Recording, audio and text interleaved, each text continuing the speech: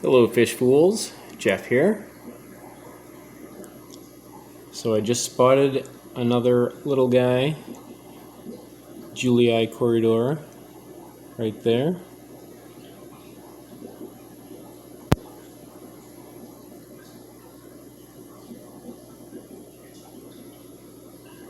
That's the smallest one I've seen. It had been, to this point, hidden because this tank was overwhelmed with Java moss. I mean, it still is. Lots of it, but I pulled out maybe, I don't know, like 10 pounds worth, enough, probably maybe 80% compared to what's in here now, what I left behind. So this is my 40-gallon planted Livebearer community tank. A lot more space now for the fish to swim around. It's a day later, a day after I removed all that Java moss as planned. So it was just completely taking over the tank. And when I did that, there was so much detritus within the Java moss, all condensed together, and it was while I was doing that, the visibility in the tank was just really like muddy, and you couldn't see through it. So I needed a day for the dust to settle. There's one of the Siamese algae eaters. Yeah, so here it is. I figure now, each time I do a water change, I will adjust and rearrange and tidy it up. But I really couldn't do anything because I couldn't, see clearly through the water. So just pulling out all that Java moss. My previous couple of videos showed this tank prior to that Java moss removal. There's some of the adult corridors. So after spotting that tiny little guy, there's now should be 7 in here. I had 3 of the adults, and that's one that was a smaller one that was born in the tank. It has grown. So from the 3 adults, I knew there were 3 offspring, and then that little one should make 7. So they were breeding in here. I never saw them spawning, I never saw any eggs, but just within all that Java moss cover. So that's pretty awesome that they were spawning. Maybe now, if they do, I'll be able to witness it. And now we can see the Mopani wood right there. Haven't seen that in months. It's just been covered. I mean, it still has Java moss clinging to it, but I can at least acknowledge that it's there. It's a nice piece of Mopani wood, a nice pillar piece. Mopani wood is my favorite, preferred type of wood hardscape. And this aquarium has river rocks. There's a pile here. I mean, it's still covered in, like the Java moss that's on it now, it's a little brownish, whatever was condensed in the middle that wasn't getting much light. And then there's this blackbeard algae, which is an eyesore. As I mentioned, I have the Siamese algae eaters. They haven't done a good job. The 2 that are in here, for whatever reason, I've had them in other tanks and they've cleaned up blackbeard algae, for whatever reason they haven't in here. And then I had since added a pair of Florida flagfish. I just removed it, as I mentioned in my previous videos. I was going to remove them because they were too aggressive. They weren't even doing a good job cleaning algae either that they're supposed to do. It's the only time I don't have previous experience with them. That was the first time trying them, so while they're known to be algae eaters, that was not the experience I had, and they were just more like fin biters. So a lot of the guppies in here have their tails nipped, and even the platies have some of them have like chomps on their dorsal fins and tail fins.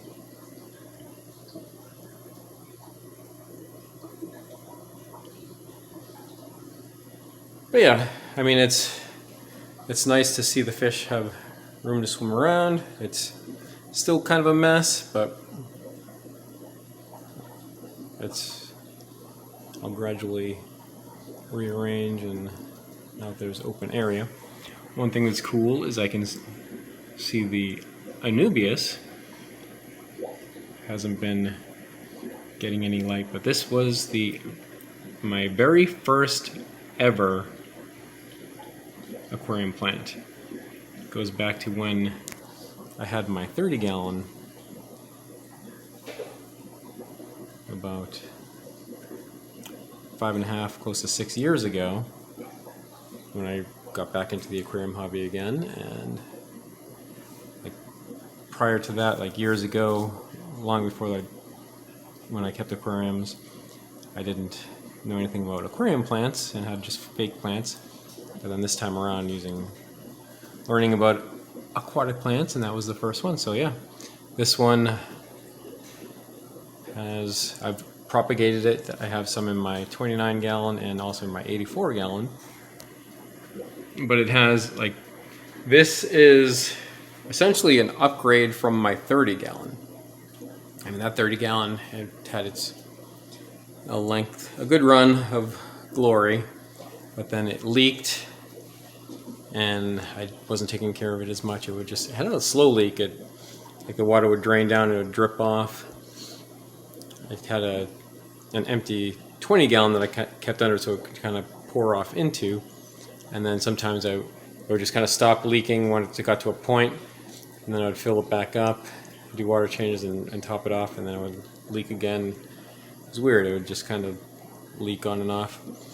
And then from that, I also moved. So transporting that tank when I drained it down, and when I moved, that's when I got this 40-gallon. So there was some time in between when I just left it, just right here on the floor until I got this area set up with the tank, and it was just not even an inch of water. It was like mud, and there was some shrimp that were still living in that, and somehow they did okay, and they thrived in this tank. When I transferred everything into here, somehow I did lose that colony, so there are no shrimp left. That's one thing I want to do. I want to start getting shrimp again, get a colony going in here. So that's one of the next moves I will make in this tank.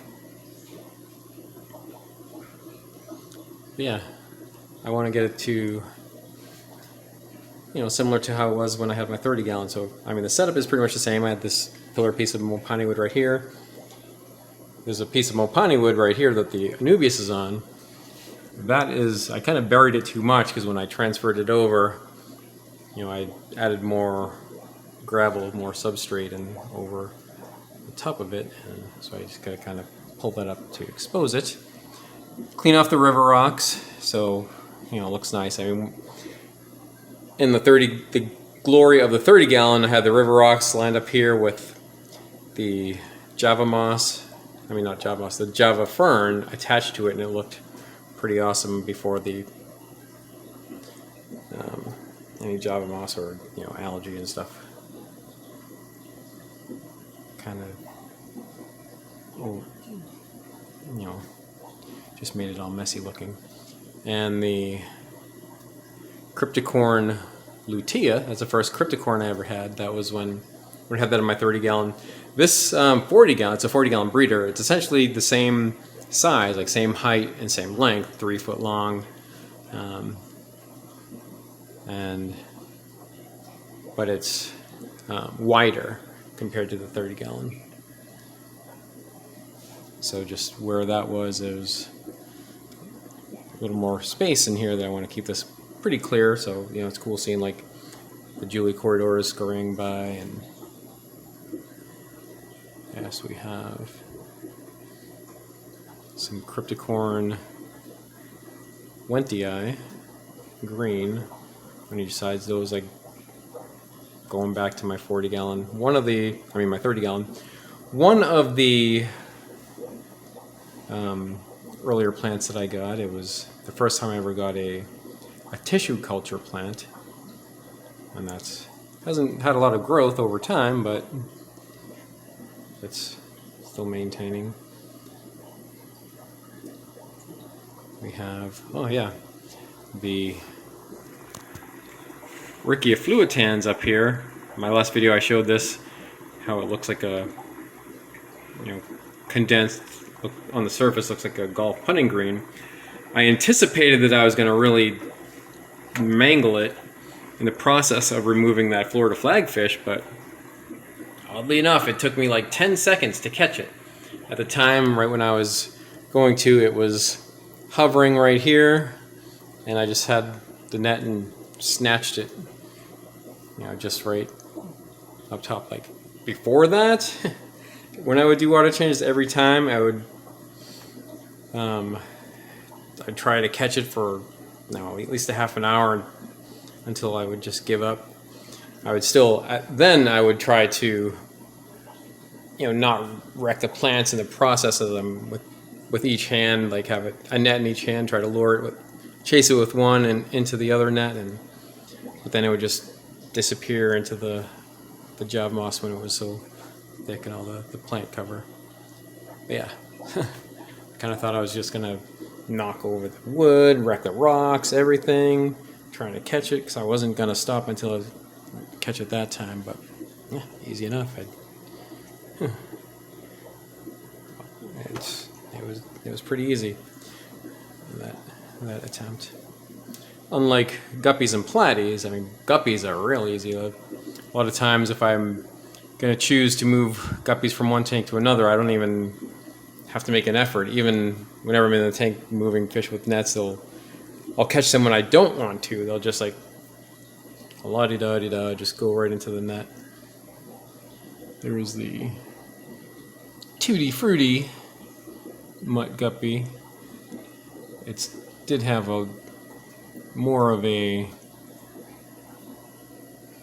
delta type tail, but the flagfish nipped it.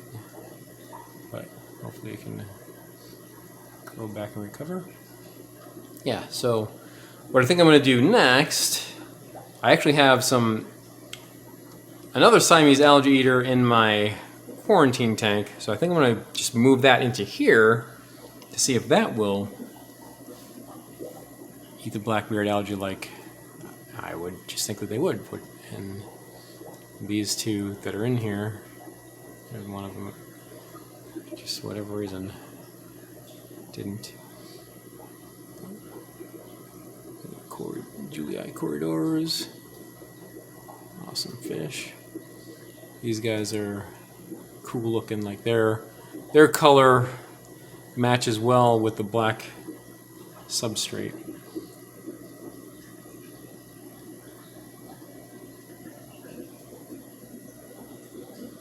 Yeah, and we have neon tetras.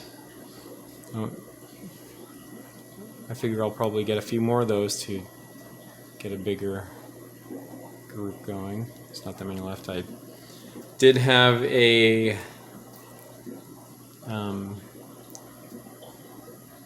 blue neon gourami, a dwarf gourami. That I lost that fish, but I want to get another gourami for this tank.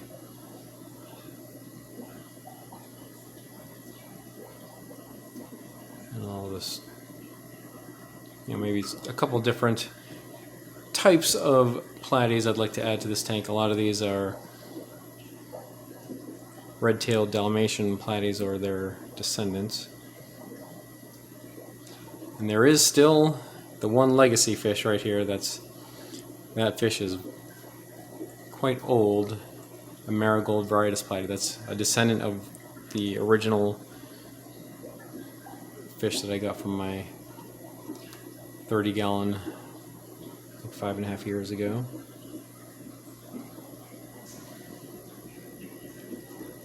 Little guy, Julii corridor.